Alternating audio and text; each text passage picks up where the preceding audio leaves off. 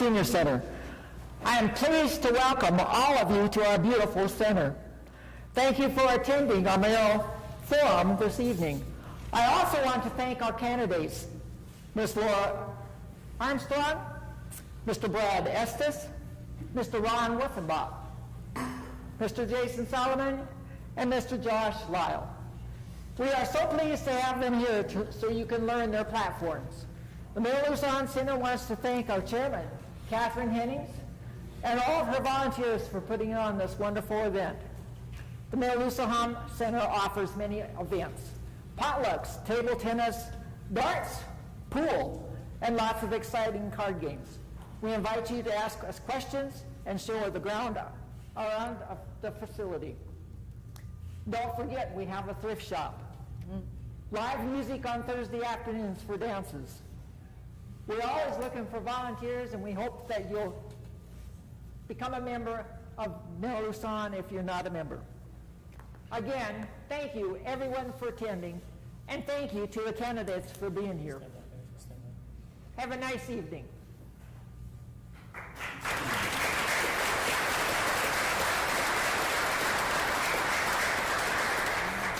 I'm Alicia Garcia with KOTA Territory News. Thank you for joining us. We have 4 of the mayoral candidates for Rapid City here. Josh Lyle is not currently here, so we're going to continue on with that.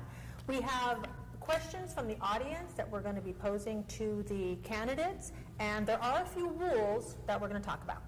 That's right. We'll be asking questions along the way. Each candidate gets 2 minutes to answer those, and we'll be moving on to the next question to keep things moving. We're not going to be doing rebuttal in this tonight. Each candidate is allowed to give a closing statement, also an opening statement, and with that, we will begin with Laura Armstrong. Okay. May I begin? Yes. Okay. Good evening, and thank you for the invitation to this forum. My name is Laura Armstrong, and I'm running for mayor of Rapid City. For those of you that don't know me, I am the daughter of a retired law enforcement officer, and I come from an extended family dedicated to public service. While being a police officer is often a thankless job, my father understood that there was need and value to serving our community. From a very young age, he instilled the values of family, community, and justice. And as a police officer, he taught me many important lessons, such as a public servant, your political background should not matter, and it's healthy and necessary to have differing opinions within our community. Ultimately, what does matter? How you serve and how you lead. And as your next mayor, that is where my mind is at. Not slanted by partisan politics, but doing what's truly best for Rapid City. When I look across this room, I see a mixture of folks with differing opinions, some of which even within their own political parties. And that's exactly why forums like these are so important. We can come together and discuss the needs and priorities of Rapid City, not bicker about partisan politics. My personal and professional experiences have prepared me for this mayoral role. For the last 6 consecutive years, I've served on the Common Council, 4 years in leadership, twice as council president.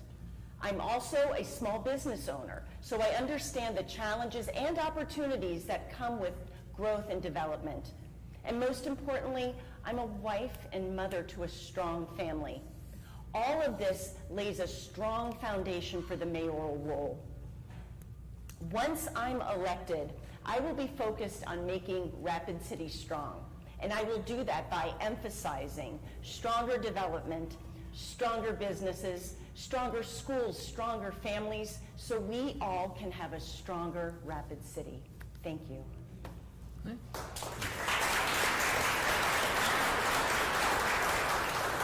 Now we go to Ron Weifenbach. Thank you. Ron Weifenbach. I came here from Aberdeen, South Dakota in 1970. My mom came over from Germany in 1959 with my 2 sisters. Lived through an incredible time of history through Hitler reign in Germany. When we came to Rapid City, in 1970. And shortly after that, 2 years, we had a flood that was a tragedy to the city. I remember getting in the back of an old panel station wagon, which some of you probably had ridden in or driven, and we spent the night in a Safeway parking lot not far from our house. But I'm going to tell you a little bit about my history here, since I've been here for over 50 years. I went to high school at Central High School, graduated in 1980. I went on to Spearfish and received a business degree with an accounting major. I went on because I thought it was important. I was a non-traditional student. I worked full-time, had a couple jobs, raised my family.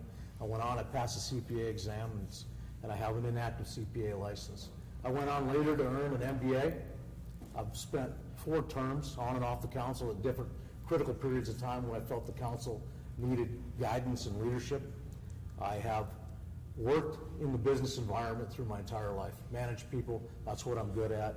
I'm a good leader, I'm a good manager. I've also ran my own businesses, and that's currently what I do now. I'm basically semi-retired. I manage my own assets and live in the community here. I love Rapid City. People ask me why you wanted to do this.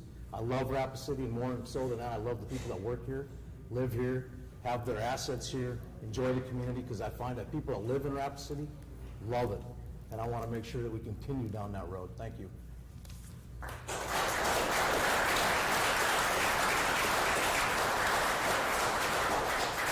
And next up is Brad Estes. Thank you. My name is Brad Estes, and I want to be your next mayor. I grew up in Wall, South Dakota. I grew up during a time and at a place where the promise of free ice water and a nickel cup of coffee fueled a great economic environment. I lived in a motel office until I was 13 years old, and that's where I learned Hospitality 101 from my mom, Amy. I also had the good fortune of watching my dad, Hugh, start his career. He had a Jeep trencher, and he installed rural water systems for area ranchers. I learned to identify opportunity and assess risk from my father. I'm running for mayor for a couple reasons. Number one, I want to serve. I want to give back to the community that has provided me opportunity and a safe place to raise my children. Number two is, I think that the citizens of Rapid City will be well served to have a mayor who has private sector experience. Someone like myself. Someone that knows what it's like to take personal financial risk in order to create economic development. Many of you in this room know exactly what I'm talking about. You get up, you show up, and you make things happen, and that's what I want to do as your next mayor. We have a lot of issues to talk about. Public safety, potholes, housing of all types, and infrastructure repairs in our neighborhoods. I don't have all the answers, but what I do know is that my private sector experience will help guide me to find out those answers. I'm confident that as the voters of Rapid City make their ways to the polls, if they truly look at my resume and my body of work, they will find that I'm well suited to meet the needs of your next mayor. I'm Brad Estes. I'd appreciate your vote on June 6th. Thank you.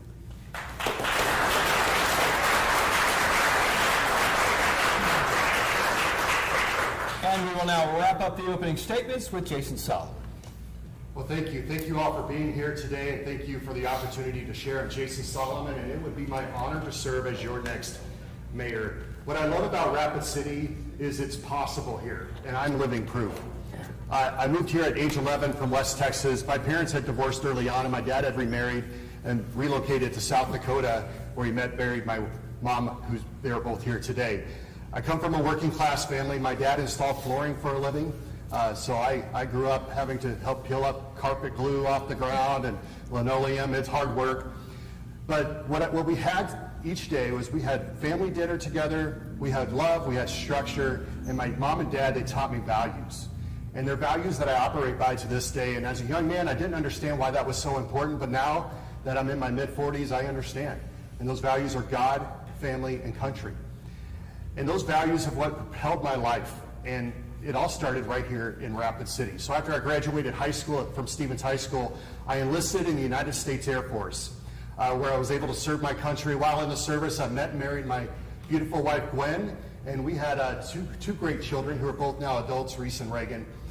After my service was up, we decided to move back to Rapid City to plant our roots and raise our family and build our lives. That's exactly what we've done. In 2001, we moved back here, raised our family. I started my business career. That led me to become Vice President of Operations and Strategic Services over at Black Hills Federal Credit Union. I spent over 12 years there. It was awesome. Today, I have the good fortune of serving at Fountain Springs Church as executive pastor, where I oversee the staff and operations there. In addition, I've served 6 years on the City Council, including as council president. I'm running to help make sure that Rapid City remains a place that our future generation can say, it's possible here. It was true for you and I. Let's make sure it's true for the next generation as well. That's why I'm running for the next generation, because Rapid City is where possibility lives. Thank you.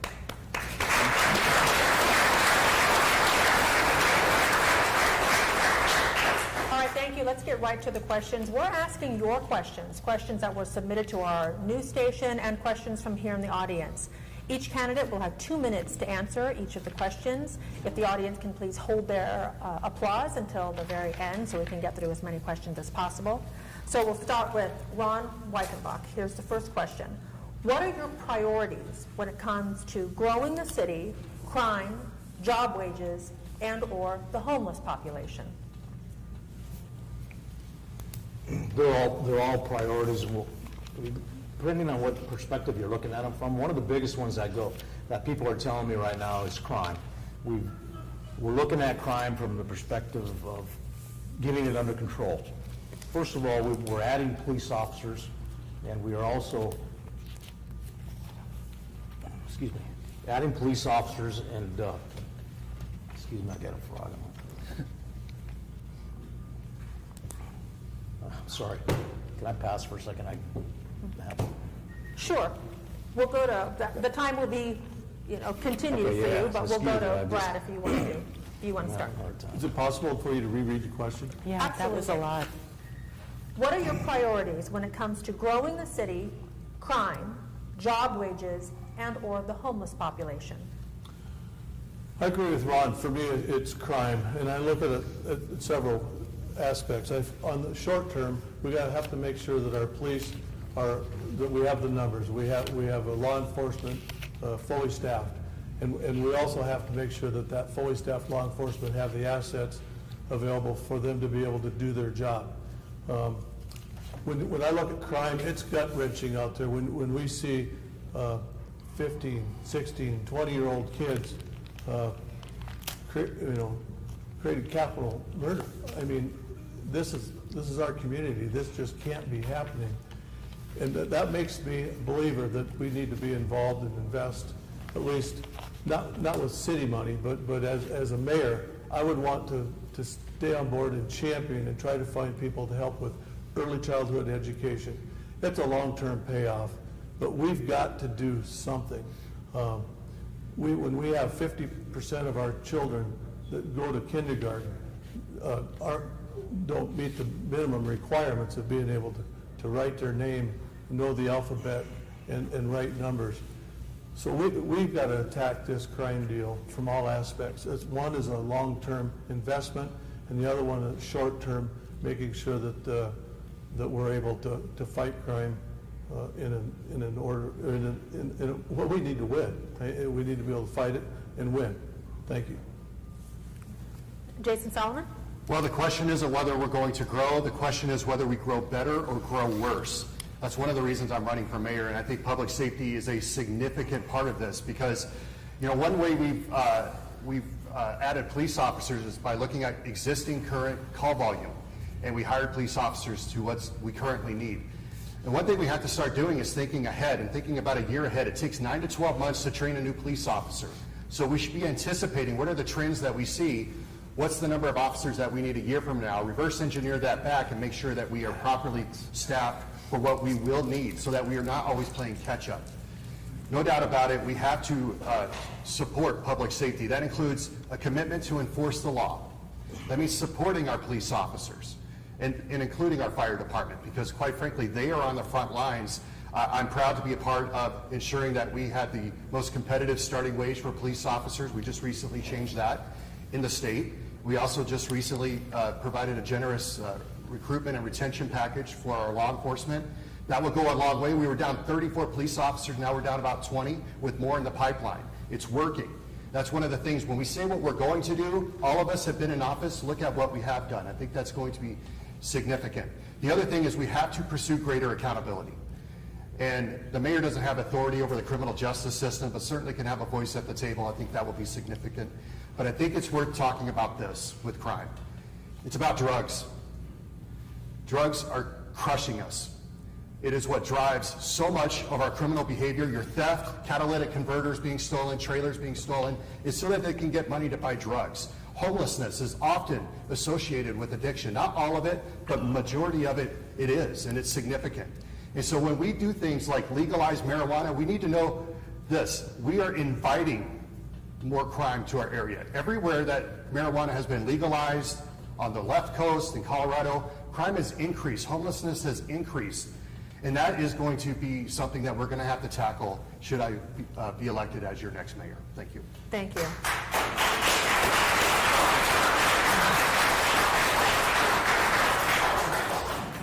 Laura Armstrong? Okay, thank you. It's no secret that our city is growing exponentially, and it's mainly because of a mass influx of new residents. And I think growth is our biggest concern, because how we handle that will determine whether or not we can maintain our quality of life. Excuse me.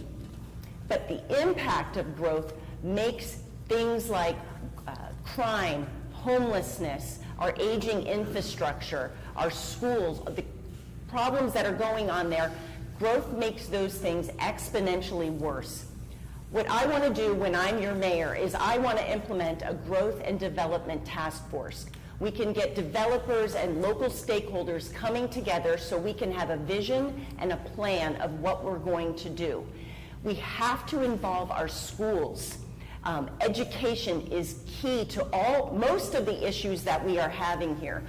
Mayor Allender and the Starting Strong program work together to lay that early learner program so kids are ready for kindergarten on day one. We know that a lack of education causes an increase of crime. And if there's more crime, there's going to be more homelessness. If I can navigate to the homelessness real quickly, about 18 months ago, I was the founding board president for Journey On, which is working with our homeless population. And as for jobs and wages, we have Elevate as well. So I think if we partner together with this growth and development task force, with our schools, with our stakeholders, investing in our children, investing in our businesses, we are going to have an even greater Rapid City. Thank you.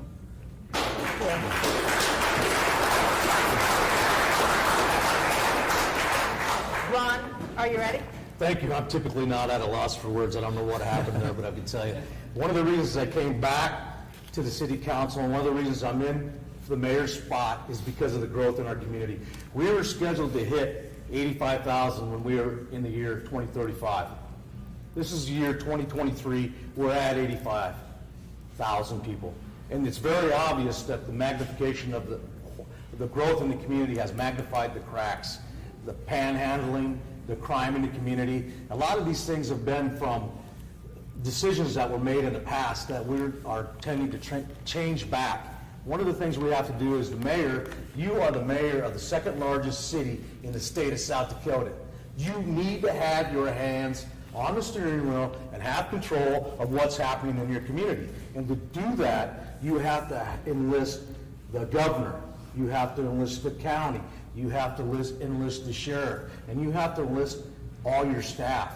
It is important that, as your mayor, that I will put the hands back on the steering wheel and I'll get it under control. I will stand on the desk of the governor on a daily basis telling her we need to get these things under control. We were promised that we were going to get probation workers. We were promised that we were going to have mental health facilities, these types of things when the laws were changed, and it didn't happen. So what happened is our police officers are arresting the same people over and over and over again, and this is wearing on their personalities and their attitudes and their ability to do their jobs, which does not help in the retention of the police department. I can tell you, for the last year I've been working on this, behind the scenes, we got a new sheriff in town. He's cleared out 100 jail cells. We were renting out jail cells for the Fed to make money to fund our county jail. We weren't putting our own people in jail. It's the old broken window theory. We got to start when these people are young. We got to start when they first commit crimes.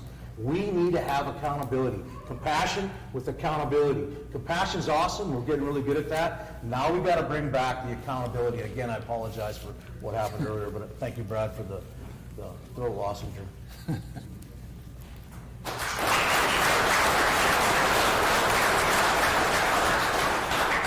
We're going to go to one of the questions from the audience, this one coming from Earl Lawson. And Earl wants to know, could you address the problem concerning affordable housing for everyone, especially seniors? We'll start with Brad Estes this time. Brad? Well, we've been working on affordable housing for years. And as I look at the components of affordable housing, you have land, and I'm a home builder. I've built homes, contractor, so this is my firsthand experience. But when you look at the components, you have land acquisition, you have lot development, you have the construction of the home, and then you need a mortgage, a finance option that will work to finance homes of that nature for the intended customer. So there's not much that we can adjust on the finance side.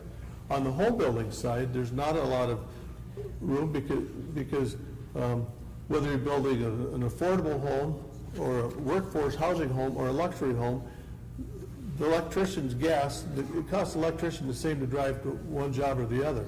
Same with the plumber, same with the painter, and everybody else. When you go to the lumber yard, they don't have, the 2x4s don't cost any difference whether you're building a luxury home or an affordable home. So there's so many fixed costs there that you don't have a lot of movement. You build smaller homes, you maybe not as high a grade of some of the amenities, but yet on the building side of that home, you're not going to ask the private sector, the businesses, their prices are the same. So what you have to look at is the development of the lot, and that's where the city can come in, whether you use TIP financing or bonded financing to develop the lots. You might have a development corporation put a group of lots in a development corporation's hands. They sell the lots to the intended home buyer at a less price. Whatever that reduction of price is, it comes across as a silent second mortgage, and becomes due if the homeowner sells the home or tries to. Sorry, I guess I'm done. Anyway, we'll take government involvement. Jason Salamun, your thoughts on affordable housing? While I've been on the campaign trail, I've had an opportunity to talk to many neighbors, including many senior citizens. I have to tell you, one common issue I've heard is taxes. Our property taxes continue to go up. Many, mine went up 18% this year, 20% I think last year, but that's mild compared to here. 24%. I talked to a lady last night after one of our forums, said it went up 42%. I said, did you appeal that? You could have appealed that because the values of our homes skyrocketed. So here's one of the things I think we can do right away as mayor, and even on the city council, something I've already started talking to state legislators. We need to cap what the increase can be on those property taxes, because it's crushing. To think that my mom and dad, the house I grew up in, the little tiny house used to be a chicken coop, but to think that someday they may not be able to afford to live in this little house not because they didn't pay it off or take care of their finances, but because we taxed them out of it. It's not a big house. It breaks my heart. So here's the deal. I'm calling on the state legislature. I'll call on them right now. Get busy this next session. Let's make sure that we have something reasonable that doesn't price people out of their homes, because where are they going to go? Hopefully, we have strong families that are willing to take care of the next generation. That's what we should be doing. And obviously, I'm a big believer in strong families. My grandma's here today. My parents are here. I'm going to take care of you guys no matter what. Okay? Just like you've taken care of me. But not everybody has that. Your family might not be nearby, like my son is in just got out of the Army, so he's not here with me. I can't be there for him right now. But all that to say, families certainly need to support each other, but what can the government do? What can the mayor do? Let's fight to ensure that we have reasonable caps on these property tax increases, especially for our senior citizens. Thank you.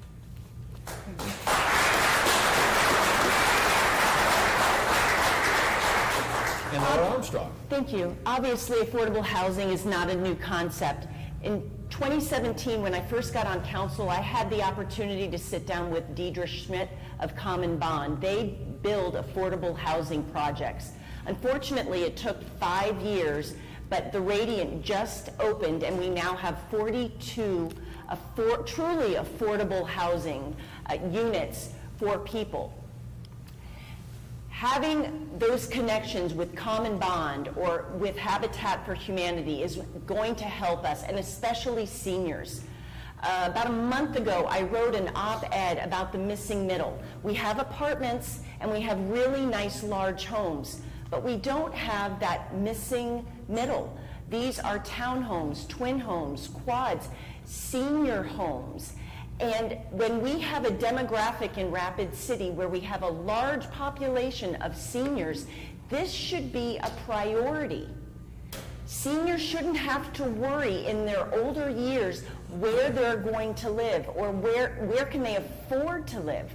We need to take care of our seniors and make sure that they have a safe, warm, and comfortable bed and a roof over their heads. We owe it to their generation. That's how I was raised. And this will be a priority, not just for affordable housing, but affordable housing for seniors. Thank you.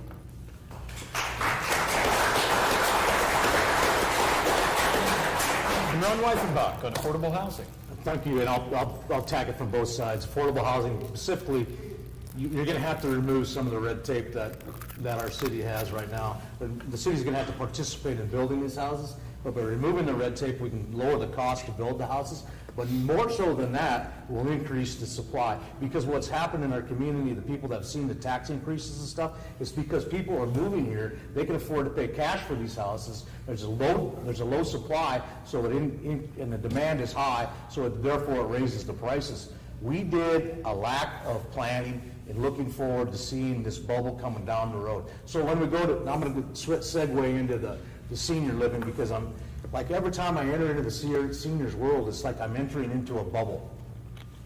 Every time I have a conversation at one of the senior homes or have a conversation with them, this is a big topic for them. They're wondering what's happened to them, where they're going to go, are they going to get taxed out of their house, how are they going to live when they get to the elderly part of their lifestyle. And I've looked at a lot of different options, and some of the biggest options are going to have to come from some government subsidy. It's not always the best way to do it. We're looking at some of the HUD programs and those types of things to say, how can we build some buildings for the seniors to go in that are accessible for them so they can get out of their houses? Or we look at other opportunities and find the communities of people that can come in and work inside these houses with people to keep them in their houses. And some of it's going to have to come from the mayor, who is the mayor of the second largest community in the state of South Dakota, and they're going to have to put the spotlight on this. They're going to have to look at the nursing homes. Why do we have restrictions? Why can't we make more? Why can't we have more senior housing? The West Hills Villages has a huge waiting list. The other places that get too affordable, people can't afford them. So we're going to have to go from the highest rooftops. We're going to have to stand on the governor's desk and say, how do we approach this bubble? How do we approach this golf ball coming down the garden hose? Thank you.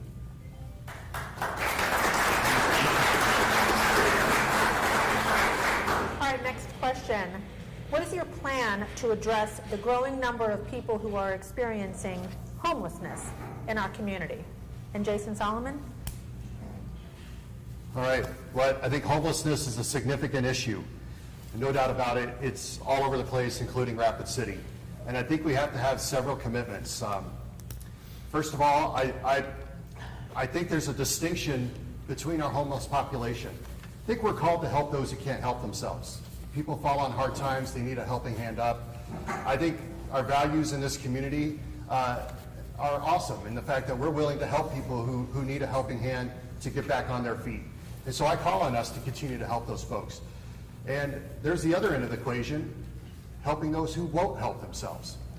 You know, my faith drives a lot of everything I do. We are called to help those who can't help themselves, but my faith, 2 Thessalonians 3:10 tells me if a man's not willing to work, don't let him eat.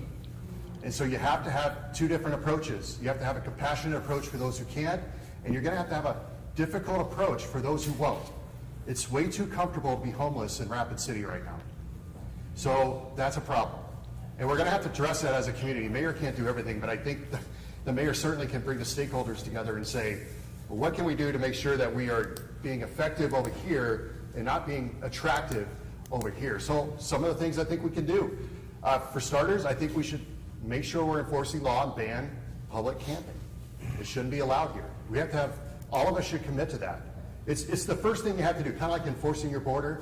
You have to kind of enforce it before you figure out how to have a great immigration system. Well, here you have to say no camp, no sleeping on the streets, no sleeping in our parks. 2, then you have to have a great shelter for them to go in. I think we do. So we find out who's doing it really well and fight the community to invest in those programs. We also need to make sure that those who have mental illness, have long-term mental illness, have great treatment for them. Those who are addicted have rehabilitation for them. Those who are homeless have a shelter, and that those who commit crimes go to jail. I think it's very simple to me. It's easier said than done, but if I'm your next mayor, that's something that we're going to work after together. Thank you.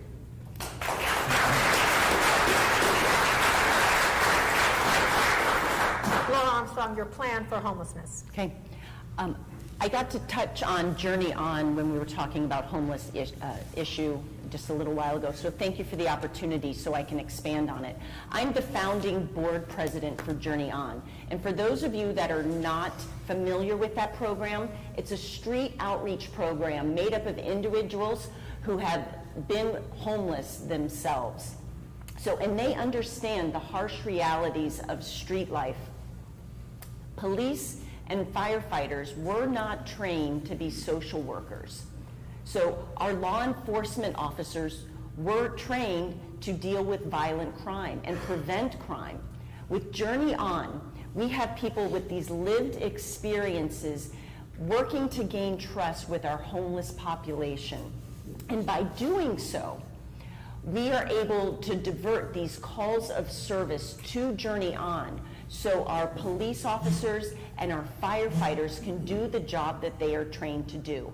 It's estimated that just in the year and a half that we have implemented this new project, it has saved taxpayers approximately $1.8 million.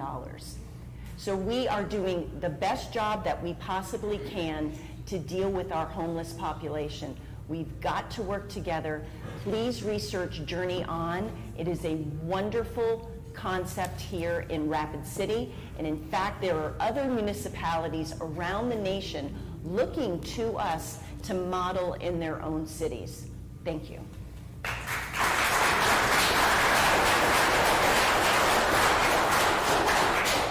Ron Weifenbach, your reply?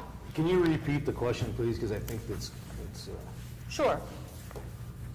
What is your plan when it comes to dealing with people who are experiencing homelessness in our community? okay. Thank you. And you have to look at the homelessness and the crime in separate windows, and that's why I wanted you to repeat the question to make sure that when we're talking about homeless people, the city of Rapid City has a lot of options for people who want to remove themselves from a homeless situation.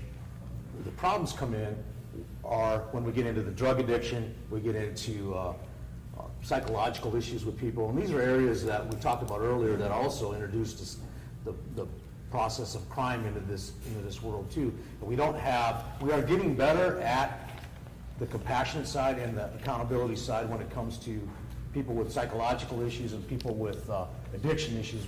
But there's also outside communities that we have to work with to also bring some of our services to those communities to help keep some people in their communities. There are people coming here from other communities to use the services that Rapid City has. Like I mentioned earlier, we have plenty of opportunities for people not to freeze when they're homeless. They have the care campus. It's become somewhat of a hotel for people. We're looking to change this stuff and have more of an accountability issue for people, and actually trying to find moments of clarity with people who have addiction problems, people who have psychological problems, trying to find an opportunity, if we can identify the fact that they have a psychological problem and get them with the medical care that we can to find clarity in their mind, to maybe get them back to their family, maybe get them back to their doctor to get them on these types of medications or whatever you have. And then the ones that have the addiction from alcohol or whatever, if they commit crimes, we're going to arrest them. If they become frequent flyers, we're going to arrest them and we're going to put them in jail for periods of time from up to 30 days to try to get a moment of clarity with them so we can help them help themselves. So it comes down to say, are you a person that wants to be homeless, or are you a person that is down on your luck and needs an opportunity with a hand up? That's how we handle it. Thank you.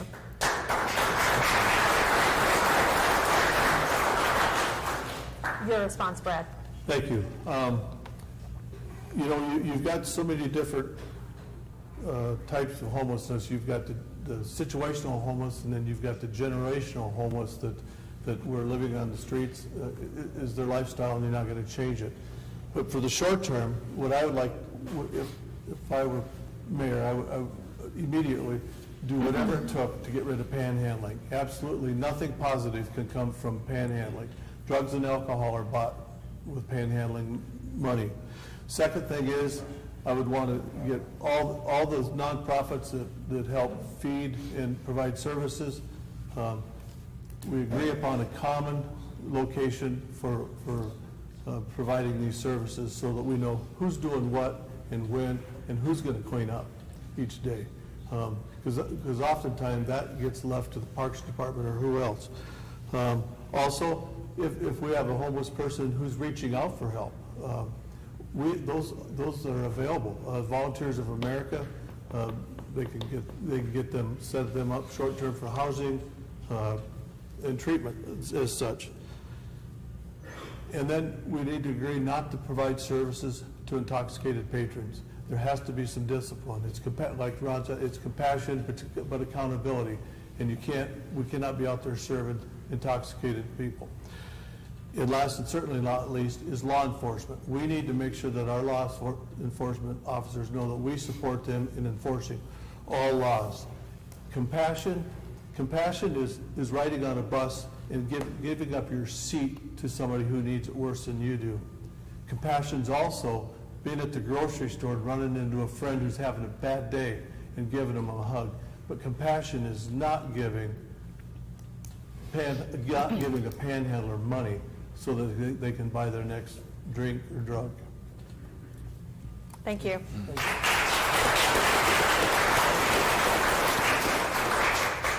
We've seen a lot of water main breaks around the city lately. What does this say about the city's infrastructure, and what's the best way to approach that both now and down the road?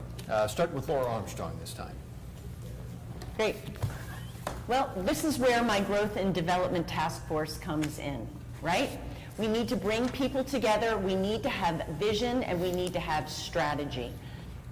We have a surplus of money, and we have been talking about investing in it because of our aging infrastructure. It's not an easy thing to do because people are displaced as we are tearing up roads and replacing the water mains and our roads. So it's very important that we have our infrastructure plan, which I've been hearing for probably 2 years now.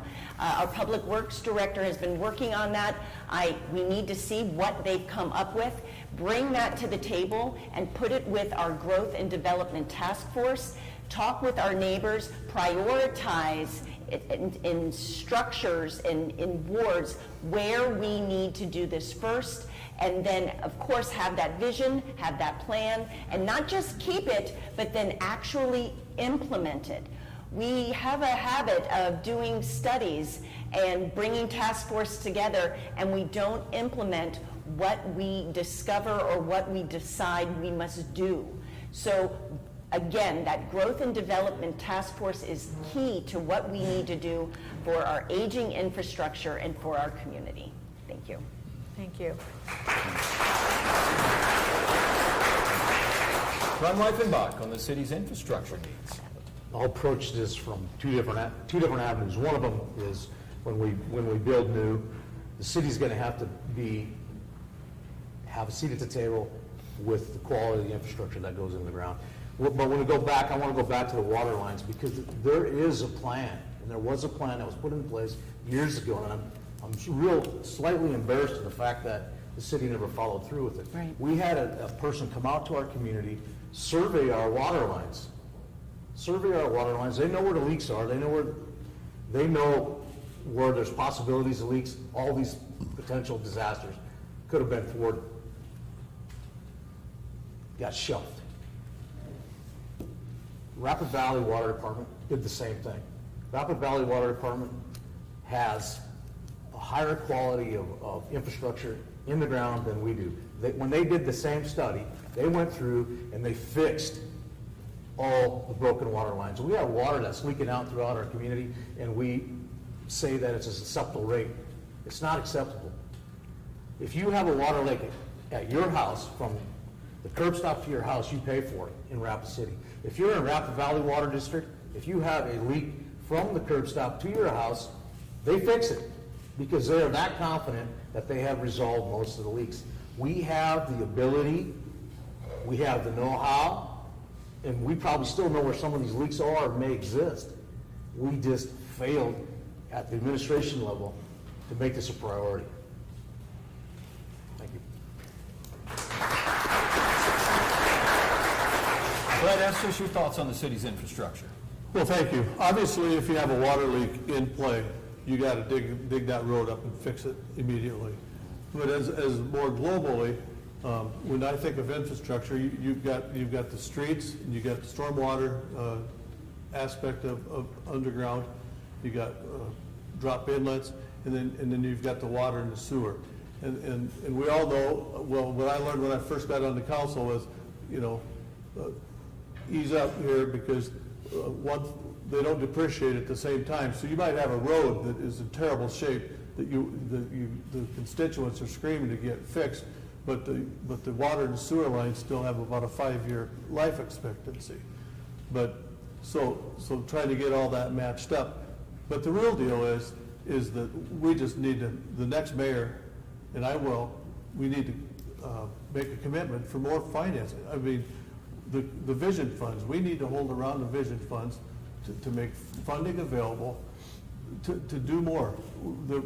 Right now, the funding for these projects are basically coming out of CIP, and there's just not enough money to go around. We have way more projects than we have money, and until that changes, there's got to be just a flat commitment to fund that so that work can be done. Thank you.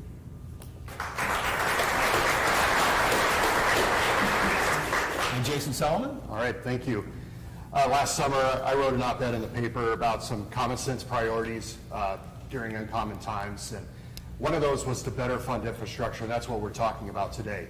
And I think Rapid City needs to ask ourselves a question regarding priorities, and it has to go with the Vision Fund. We do not have to raise taxes to address this issue. We already have the income, but we have to prioritize basic services. The city should get back to basics. That includes providing essential services, and I think that includes a conversation regarding our Vision Fund. So listen, we have half of a penny that goes to pay for the new arena. I was a part of that. I'm happy about it. Hopefully it will continue to do more and more business and bring more and more visitors to our area. But the other half of that allocation, we have 58% that goes into the Vision Fund, 42% that is CIP. I think we need to have some adjustments made to that. I think whatever that allocation needs to be, and we can look at the numbers, but our Vision Fund, as our income continues to grow, so does our Vision Fund, which is great. We have all sorts of quality of life projects. We fund a lot of our parks projects, which are excellent out of there. I would advocate for, as mayor, as I have on the city council, that we readjust that allocation, that we put more emphasis upon our capital improvement projects budget. That's our CIP. That's what pays for our infrastructure, by the way, our roads, water, sewer, and those sorts of things.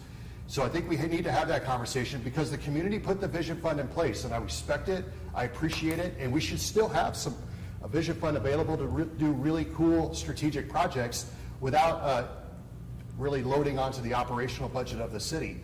But the funds are there, we just have to have the political will to do it. That calls on all of us to make sure that we are electing council members and mayors who will fight for that, who will work for that, and make sure that we have, yes, some quality of life projects from a vision fund, but make sure that we prioritize. That's what we do with our own budget. When your furnace goes out, you may not be able to go out to eat. Same sort of concept at the city. So as your next mayor, that's what I would work for. Thank you.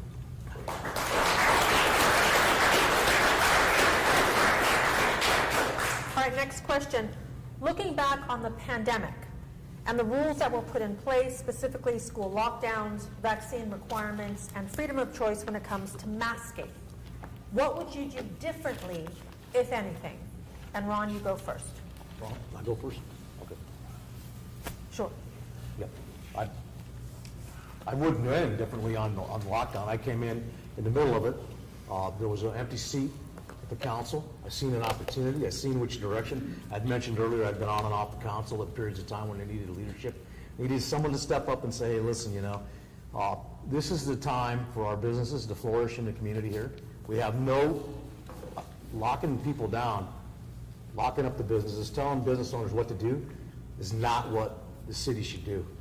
We should stay out of that arena. People are grown, they can make their own decisions, especially when it comes to their businesses.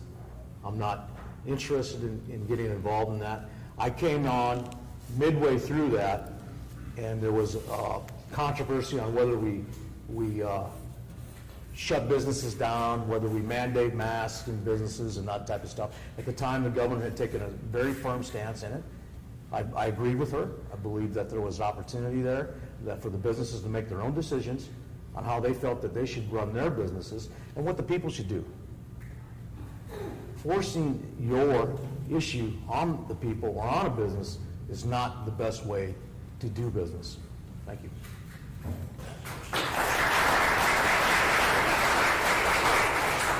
Brad? Thank you. That's a great question, and that's an incident that happened while I was not sitting on council. But I can tell you what I did, and I can tell you what didn't happen. I didn't receive a letter from my bank that said, hey, we know tough times, don't worry, we got you covered. In fact, what I did get is I got a letter from the bank that says, guess what? Your debt service coverage ratio has dropped. Don't take any more money out of your company, so quit paying yourself. So what we did, I had 2 properties and I had 80 employees. We stayed open. We went, my wife Deb and I, we went into our employees and said, we want to stay open. We're gonna pay you your normal salary. We're gonna start at this end and we're gonna start cleaning, and when we get to that end, we're gonna turn around and keep going. But we fought for our lives to keep our business open, worked side by side with our employees to make sure that they knew that we weren't asking them to do something we weren't willing to do ourselves. Was I a little bit nervous? Yeah, darn shooting we were a little bit nervous. Thank God nobody, we all got COVID, but that was the extent of it. But I'd have felt horrible if somebody would have, if they'd had serious illness from it, because obviously we know that people died from COVID. But that's the way we handled it. And it was our employees up to their choice if they wanted to wear a mask or not, and away we went. Thank you. All right, thank you.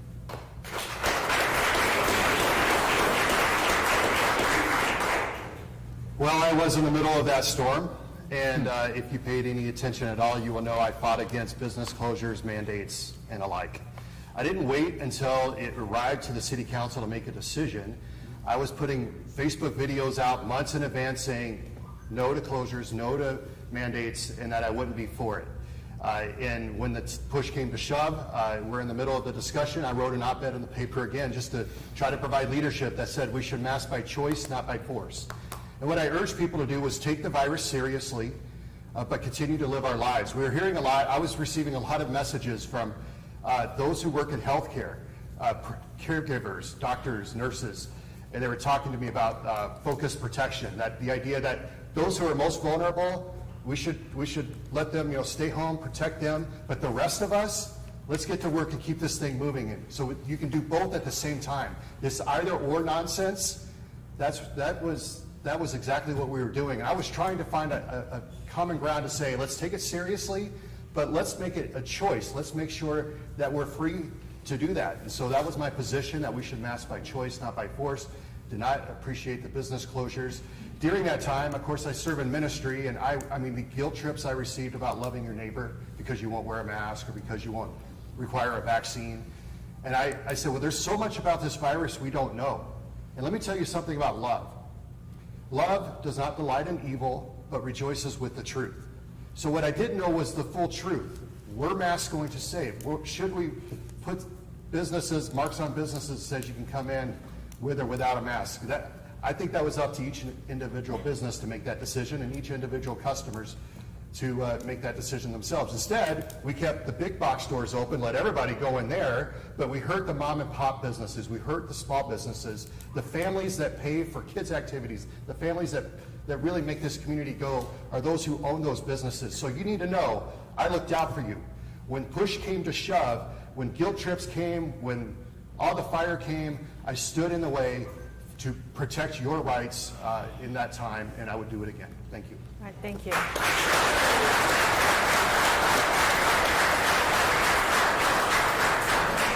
And Laura, your response. I'm the only one on this stage that was here before, during, and after COVID. So I appreciate this question coming up. I believe government's biggest challenge is protecting its people, whether it's from crime, misinformation, or even infectious disease. You know, this was at a time where prominent figures really had to make some tough decisions, and we had to try to protect Rapid City and our people. We had to navigate a global pandemic that we estimate killed globally 20 million people. So we deferred to the experts. We listened to Monument Health. We listened to our governor. We listened to Elevate and our mayor. We did the best thing that we can possibly do. Obviously, hindsight is 20/20, but we were committed to keeping our economy thriving then, and I still remain committed to supporting our businesses now. And as your mayor, I am going to be more focused on the 4 years that are ahead of us rather than looking 3 years behind. Thank you.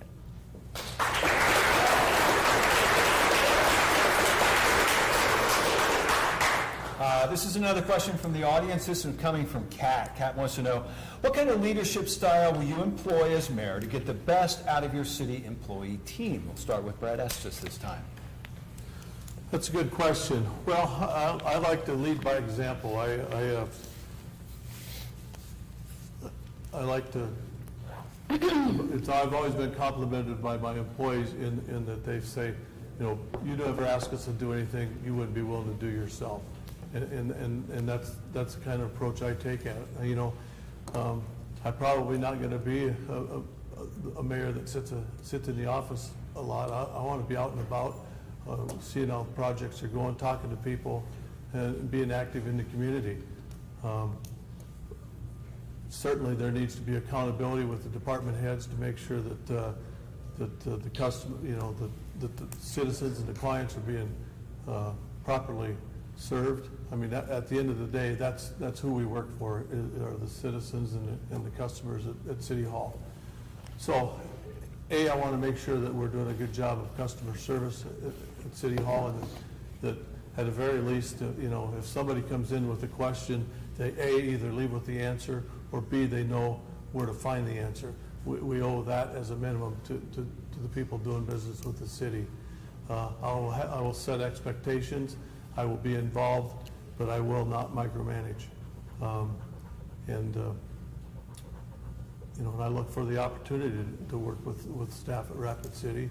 You know, I'm the type of guy that's going to want to go out to dump the landfill, and jump in a piece of equipment and just see what a normal day is for the employees of the city of Rapid, and so I have a better understanding of what they're going through, and a better understanding of maybe what we could do different to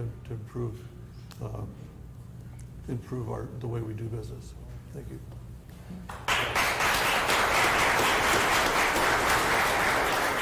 And Jason Salamun, on your leadership style. Well, with my background in the military, ministry, and marketplace, I've learned several things regarding leadership.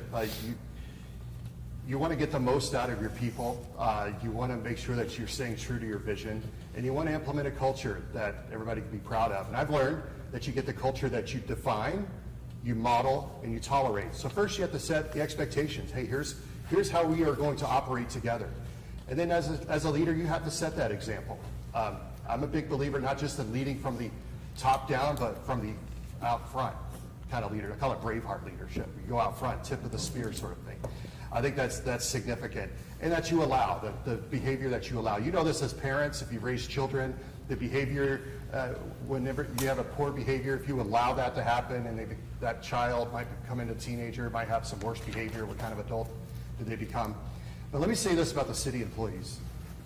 By and large, I've served in the city for 6 years, 2 terms. Our city employees are outstanding. I think by and large, we have outstanding city employees. Now, I'm sure there are a few people that could do better, and obviously we want to make sure that we're getting the most out of them. But this is a complex organization. I've led at an executive level. That's when you learn how to lead leaders who are leading other people. That's a whole different level of leadership. That's the kind of leadership that I have. I'm proud of the track record that I have, where I've been able to develop the next generation of leaders. I remember one gal who worked with me at Black Hills Federal Credit Union. She was in our lending department. And I saw potential in her, and I asked her to come into our training department. Then eventually, she oversaw our training department. Today, she's a vice president. I'm so proud of her. The fruit of leadership is those you leave behind. So the true mark of leadership is have you developed other leaders? And are those leaders getting the most out of other people? And I think for me, I'm proud of that legacy of leadership. I will continue to do that in City Hall. I want Rapid City to be the best place to work, because if it is, they will serve the citizens even better. Thank you.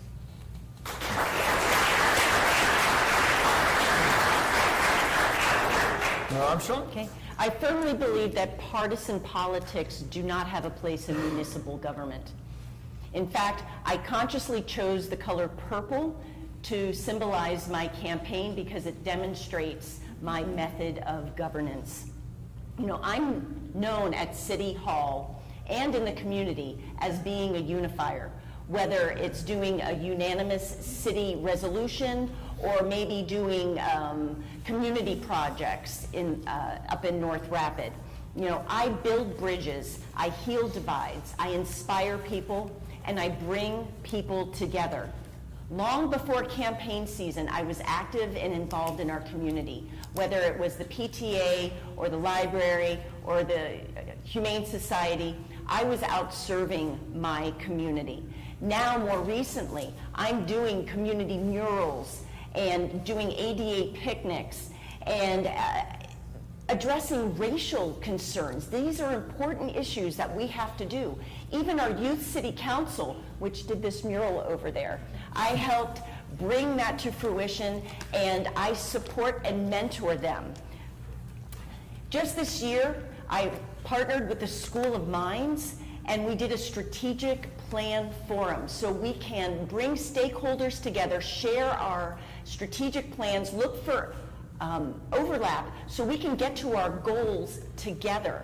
In addition, I'm doing the 6 weeks of service. At these forums each week, we're doing a product drive to help our nonprofits. And then just yesterday, I signed a pledge saying that I'm going to run a fair campaign, a clean and fair campaign, and I hope my opponents will do the same thing. This is what I do. This is who I am. And I believe that how you serve on a campaign is how you're going to serve as mayor. This is the leadership that I demonstrated over the last 6 years, and this is this leadership style that I will be as your mayor in the next 4. Thank you.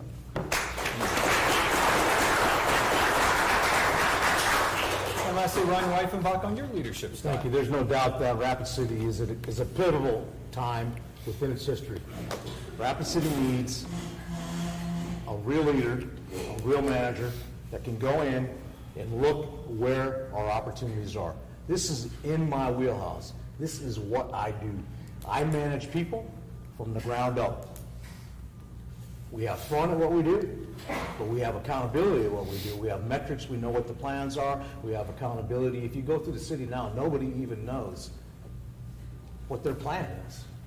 They don't have any idea how much money they have, where their expenditures are, where their budgets are. The transparency issues are running amok. This is what I do. I manage people, we have fun. And it's one thing I insist on. I want people to enjoy their jobs, but I'm going to hold them accountable. We have metrics that we're going to meet. We're going to understand what the goals are that we're going to accomplish. We're going to understand what it's going to take to fix the infrastructure. We're going to understand what it takes to fix the panhandling. We're going to understand what it takes to fix crime. We're going to understand what it takes to do the snow plowing correctly. We're going to pay the people properly. We're going to handle them fairly, and we're going to treat them fairly. And I also believe in low management levels. I like having low management levels. I don't like having 3 or 4 people above the people that are actually doing the work. Doesn't make any sense. When I leave that seat, when I leave that mayor's office, it's going to have a great foundation to stand on. Whoever comes in and takes over from that position will be able to build upon what I leave there. That's my goal. That's what I want to do. This is in my wheelhouse. This is why I'm back. This is why I want to run for mayor and be your mayor. Thank you.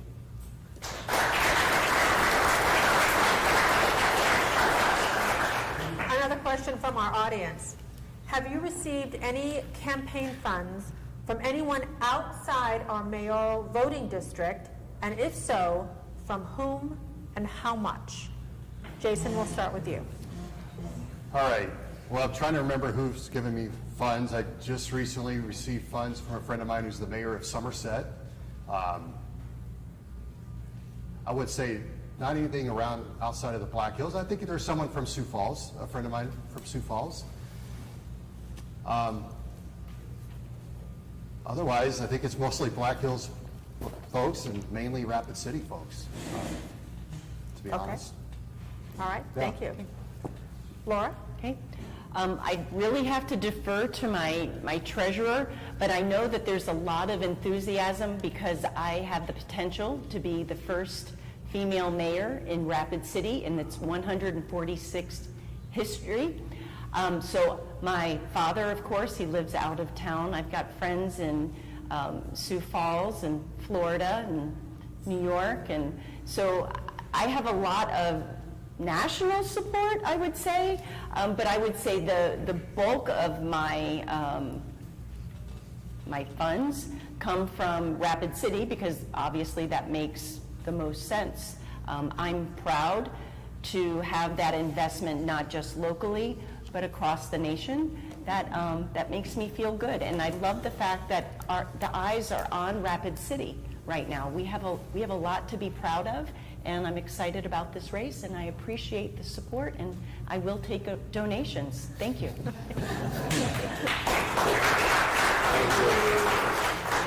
Ron? There's people in here tonight that are from outside of the city.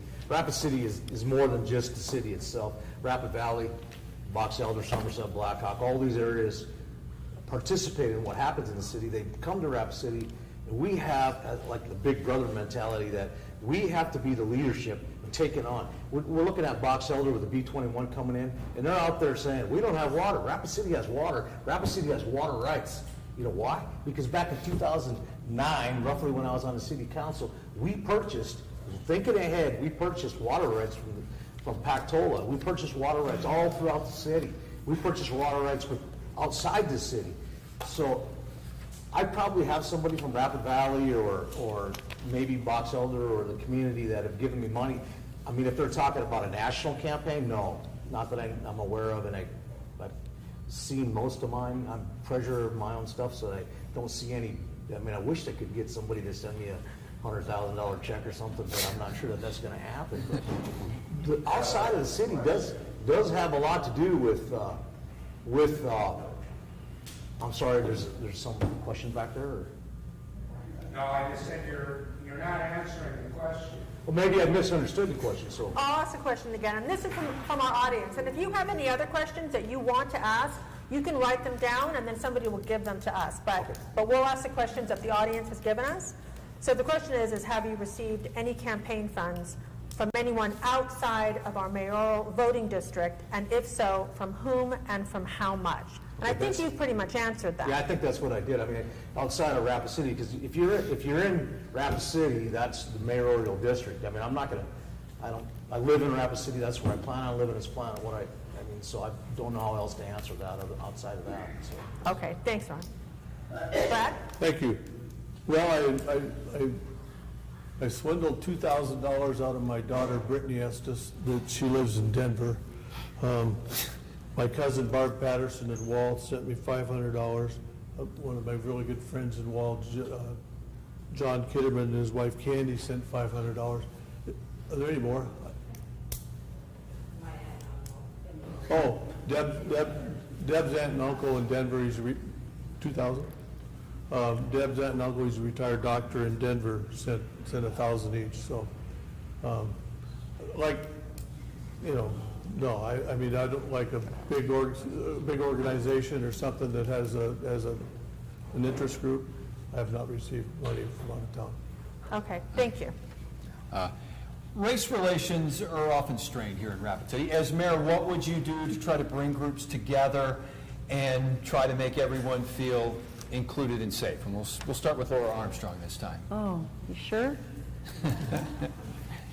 Okay. Race relations. When I first got on council in 2017, I was assigned to the Human Relations Commission. The short story is we assembled a task force and built it up again so it's a productive, active, and engaged committee so we can improve racial relations. It's made up of many diverse people, and we now have it's called Community Relations Commission now, and we now have somebody at City Hall that is a person that works on this full time. We do mental health forums, economic forums, and we bring people together so we can discuss things, discuss racial relations. In addition, last year with this commission, we coordinated a trip down to Pine Ridge, and we got to visit Red Cloud and go to the Oglala Sioux tribe. And so it's important that we don't expect people to come up to Rapid City. We need to reciprocate, and we also need to be welcoming and inclusive. We need to sit down and have those tough conversations. It's not about guilt tripping, it's about acknowledging people and seeing people for who they are and respecting their cultures.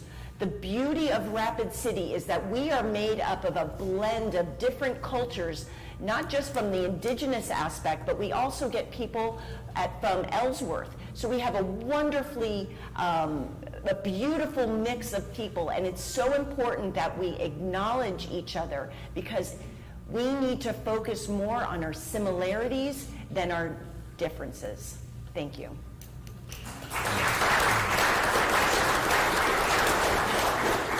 Ron Weifenbach. Thank you. And this question came up last night a little bit as I visited with, as people have seen the flyers going up downtown, racism versus Rapid City, and people were asking me the question, so I asked the question to the people that were having the flyers, and at that point, they wanted to have people in the community acknowledge that racism exists. And it's unfortunate it does exist. But to overcome that, each one of us need to look in the mirror and go, what are we doing? How do we approach this? How do we handle this? And it comes from all sides.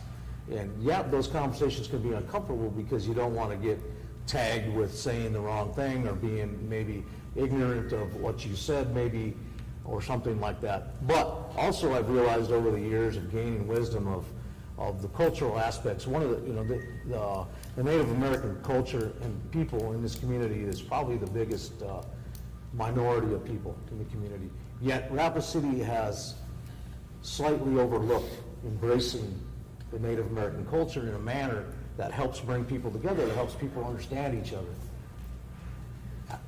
Earlier in my life, somebody said, They asked me if I was a salesman. I said, no, I never got the job. So when I come back and I decided, yep, I am a salesman. But one of the things they tell you is it's harder to turn someone down when you know them, when you get to know them on a personal level.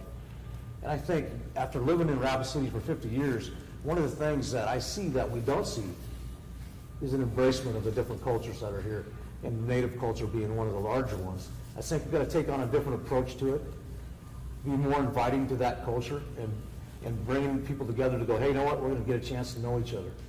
I've been doing that over the years and getting to know some of the different religious ceremonies, those types of things, but embracing that culture is going to help bridge that gap. Thank you. And Brad, that's just your thoughts. Thank you. As we talked last night, I shared with the group that while I was on the council, my last 2 years as president, I was complimented numerous times as being somebody who was viewed as a consensus builder. And the only way that I could figure out how to be a consensus builder is to listen and be real good at listening. And I think of this question, and then I think of the Native American population here in Rapid City. Listen, we have a large group of Native Americans who live here. They work here. They've raised their kids here. They've raised their families here. They're a huge part of the fabric of this community. And what I like more than anything is to have a chance to sit at a table and listen with the elders, you know, that know, you know, and just listen and try to better understand the whole thing. I just don't know what else to say about it. I just think that we all need to listen, be respectful of each other, and try to understand each other better. And hopefully it's positive progress from there. Thank you.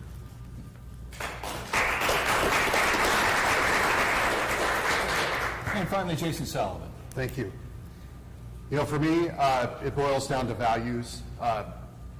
Each and every life matters. Doesn't matter what you look like, where you come from. The idea that everybody wants to put everybody in these different boxes so that we can, instead of look at each other as individuals, we look at each other in groups and categories. And it's a way to dehumanize us. And I think we need to get back to seeing each other as human beings. That you're a soul and I'm a soul and we can connect. It doesn't matter what your background is, what you look like. But there are differences and we can certainly respect that. I appreciate that my parents raised me with the values that I hope I pass on to my kids. And I mentioned this in our forum last night. I'll share it with you again today. But it's kind of 4 common expressions that are kind of lost today, I think would go a long way. And that's please, thank you, I'm sorry, and I forgive you. And please speaks to respect. We have to respect one another. You don't always have to agree with one another. I guarantee not everybody in this room agrees. Not all of us agree up here. But we can respect one another, that we live in the greatest country on God's green earth that allows for our freedom of expression and free to live and pursue happiness the way God intended. And so I think that sort of mentality is so important for us today. Talk about the beliefs that each and every life matters. Even our Declaration of Independence says we hold these truths to be self-evident, that all men are created equal and endowed by their Creator with certain unalienable rights, which among these are life, liberty, and pursuit of happiness. Well, that's the idea of respect of one another, that we have that. 2, we need to show appreciation to people. Thank people individually for what they do. I think that's always a good thing. Holding doors, thank you, you're welcome. That sort of thing are great. But we have to be really good if we wrong anybody to say we're sorry. And I believe forgiveness itself is a superpower. And so when it's in our power to forgive somebody, we need to do that. Race relations requires building relationships, I believe, with the tribes. I'm a great admirer of the traditional Lakota culture. I think that there's a lot to be learned from that culture with regards to family and with regards to how we treat one another. My time is up, so I'll leave it there. Thank you.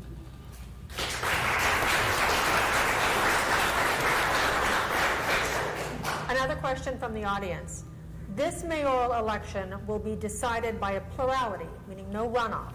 The next mayor will likely be elected with about 30% of the total votes cast. So 70% of those who vote will have supported someone else. As mayor, will you lead the initiative to bring back a runoff election when no candidate receives the majority? And we'll start with Ron. Are you saying bring it back after you're elected, because it was too late to bring it back now? Correct. Okay, so, yeah, definitely, most definitely, I was off the council. The seat had come open, and there was a discussion about having a runoff election or actually a special election to fill that council seat. And I felt it was important that we had a special election. I think the council at that time felt that it was important to have a special election. But previous to that, the mayor and the council had decided that it wasn't important, that they didn't see that this could happen, even though if they would have looked at history, that it had happened, and it was going to happen again, and it has happened today. And I definitely will lead the charge to change it back, and obviously it'll be voted through by the council. And one of the things that came up in my special election was the fact that it was a $50,000 election, special election to get me elected in that seat. The mayor at the time sends a letter to the entire council and everybody, and me included, and says, see, this is why I didn't want to have a special election or a runoff election, because it cost $50,000. My response to him is a good caliber, good quality person elected by the constituents is well worth the $50,000. I mean, the money that they spend on these outside interests coming into our community and shelving these plans and all these types of things is way over that price. So I definitely will lead the charge in bringing it back. I think it's important that the people get to vote. We read the charge against the city manager, against the home rule thing, simply because those things, everything good about those things is everything bad about those things, and it's kind of a witness of what's happening here today. If one of us get elected with 21% of the vote, there's kind of a shadow hanging over our head to a certain level. That doesn't mean I will be comfortable with that, because I'll guarantee you I'm going to do the best job for whoever votes for me, whoever doesn't vote for me, and for whoever doesn't vote at all. All right, thank you. Brad? Absolutely. Perfect, thank you. Jason?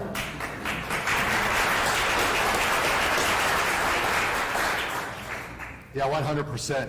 I was not on the council when that decision was made. I think it was a great mistake. We're seeing it now. $50,000 is a small price to pay for the leadership of your city. So really, I think that question really lends the next question is, what will the mayor do if they don't receive the plurality?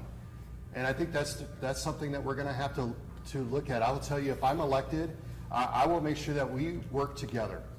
Because what we're going to have to do is we're going to be split up 5 ways. We're going to have to bring that back together at the end of the day. Abraham Lincoln, after the Civil War, brought people on his cabinet even that were from the other side. And I think for us, that's something that we're going to have to do. I would invite my colleagues here, if I'm elected, that we have a meeting before I take office or as I take office to hear your concerns, because you represent various distinctions within the community. I think that's important. And I think that's, for me, you're the mayor of all of Rapid City, not just those who voted for you. And certainly I have my priorities, I have my values, those won't change, but you have to know when to stand your ground, but you have to know when to seek common ground. And I think there's plenty of things we can seek common ground on if we work together. There's too much at stake for us to work in silos. Rapid City is far greater when we are united as one. I've seen that over the years. I wasn't here for the '72 flood, but I heard that the community rallied together during that time. I know I was here during the BRAC hearings when we almost lost Ellsworth. I saw the community come together during that time. During Winter Storm Atlas, neighbors were helping neighbors. They didn't ask if you had an R and D next to your name. That's just what you did, because that's who we are.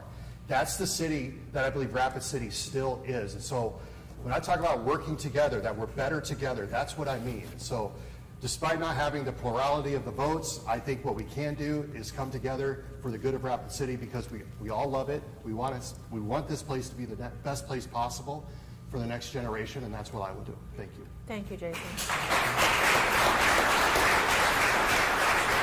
And Laura? I guess what we need to talk about is why did we switch it? Well, because over the last 20 years, every runoff that we had, there was only one time that it was changed. So that's why that happened. It didn't seem to be an issue, though, in 2019.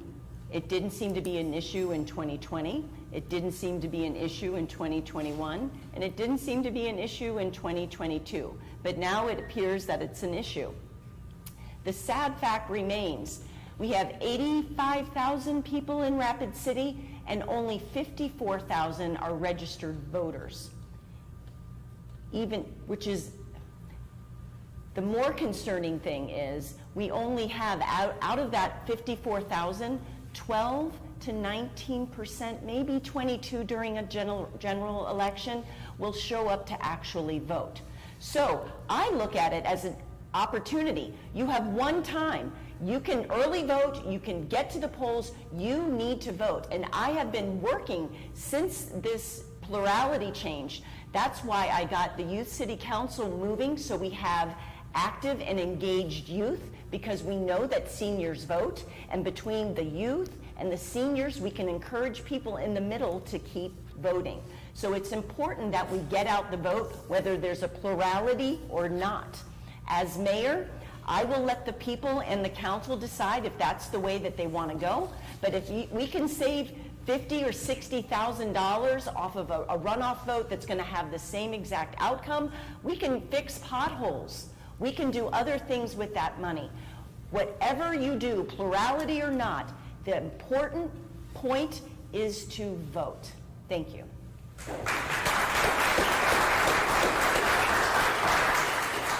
And this is another question from the audience. How do you feel about having a city manager? Brad Estes. Well, I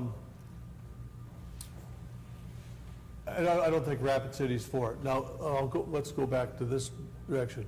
If I had a clean sheet of paper and I was building a new city, I'd probably have 6 council people, pay them a little more to be in for the work they do. I'd have home rule, and I'd have a city manager.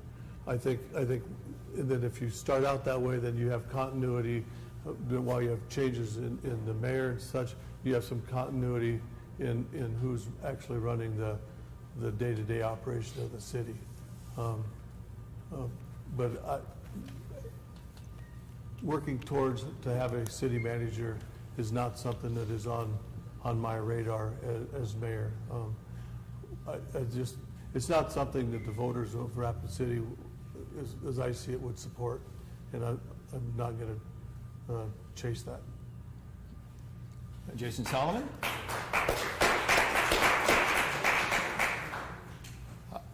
I believe the citizens should choose the CEO of the city. So no, I will not pursue a city manager. It's not on my agenda, but I do think there's opportunity for improvement in terms of how the organization runs. The city's a massive organization. You have multiple levels of directors and departments, a lot of things going on. And so one thing you should always be doing, I've learned this in business, you should always look to do things better. What processes could be improved? Is there a reorganization that needs to happen? And one thing I think the city could benefit from would be a number 2 who helps run the day-to-day of the city, that reports to the CEO that the people put in place. So I think the reason the people need to put the CEO in place is because that person needs to reflect the values and priorities of the community as a whole. And the idea that we have a mayor that we elect, and by the way, we can fire every 4 years, right? If so be it. That's what we're doing. This is a job interview, by the way. We're all interviewing to be CEO of Rapid City. And I believe that's really the question on the table is who's the next CEO of Rapid City? And I don't want to outsource that to anybody. I believe I have the values and vision to lead the city forward. But I will be looking at how we best organize the city to be more effective for you, to be more efficient with our taxpayer dollars, to provide better service to you, to get the most out of our outstanding employees, and to make sure that this city shines and is ready to grow in a healthy way. And so that's what my priority is. So just going back to the question, no, hard pass on city manager, but yes to making the city better. Thank you. Laura Armstrong on city manager. This is not something that I would consider a priority or even on my list right now. A couple of years ago, we did have the Home Rule Task Force, which was comprised of some incredible people in our city, but unfortunately that was tabled and shelved. But I am for local control. I love that idea that Rapid Cityans know what's best for Rapid City. I possibly might be open to restructuring the council, like Mr. Estes said. What I would ideally like to have is a chief of staff. I believe that the communication is lacking at City Hall, and my philosophies are to improve communication, collaboration, and cooperation. And by having a chief of staff, I think that would help. As for a city manager, I don't think that's something that we want, but if it's something that constituents want us to explore, bring it to a vote. Let the people speak. I believe that I'm a public servant, and we should do what the people want us to do. Thank you.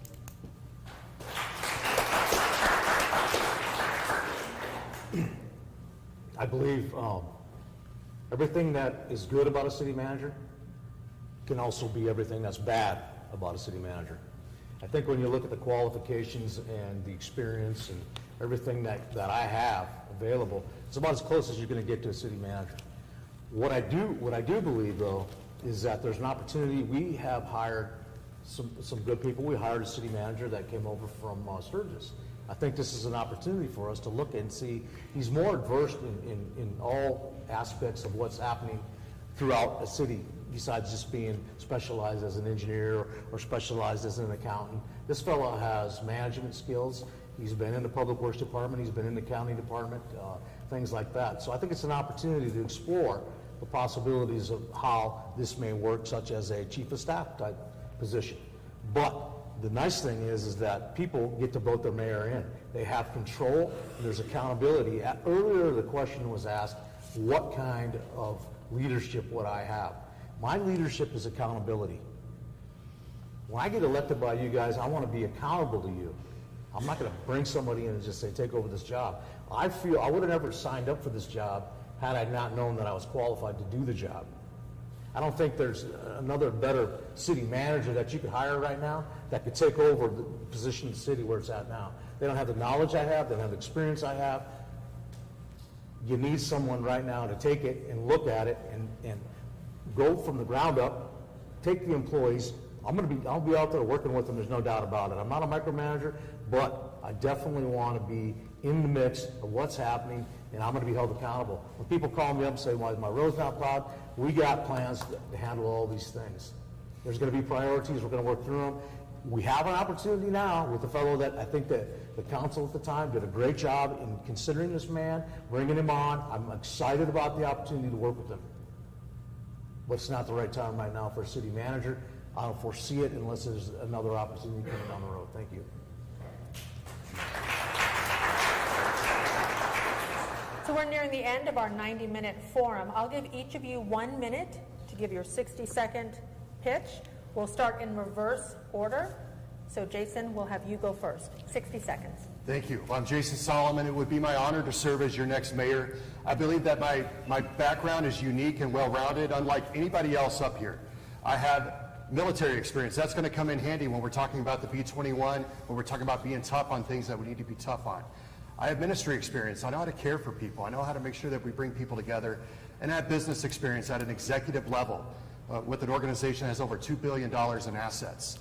I've led at a high level in business, in the military, well, and also in ministry. And it would be my honor to serve you as your next mayor in Rapid City. I believe my 6 years on the city council have prepared me for this.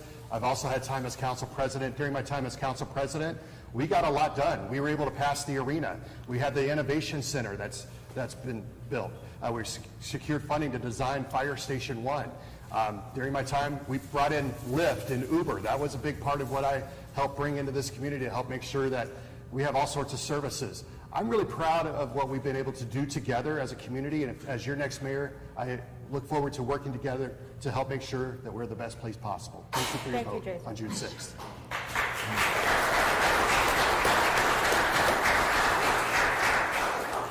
Brett? I leave you with this thought.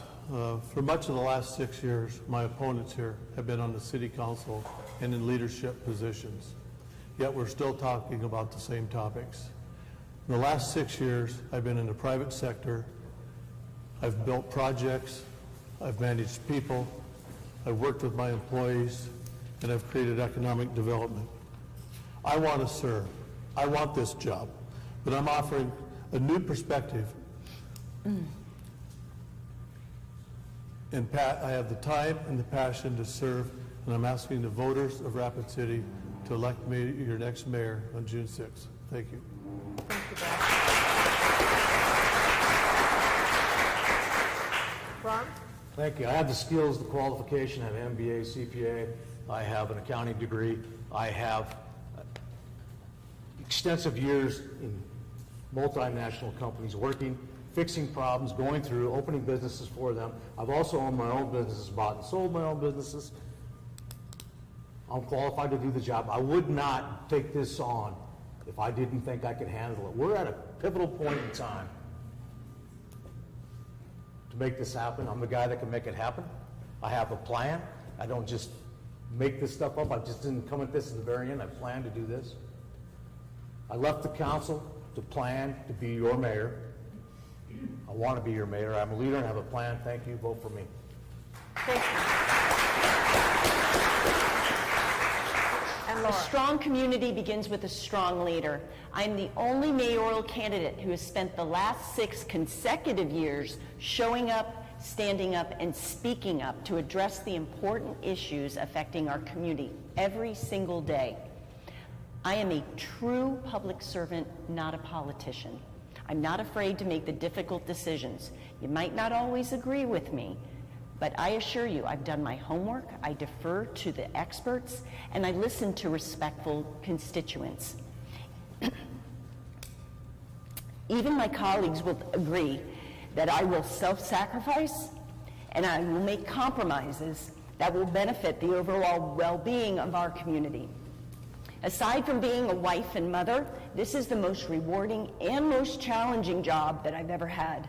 And these last 6 years, I have worked to foster relationships, try new concepts, and most importantly, work together to navigate the unforeseen challenges that may lay ahead. On June 6th, vote for Laura Armstrong. Together, we are going to make history. Thank you.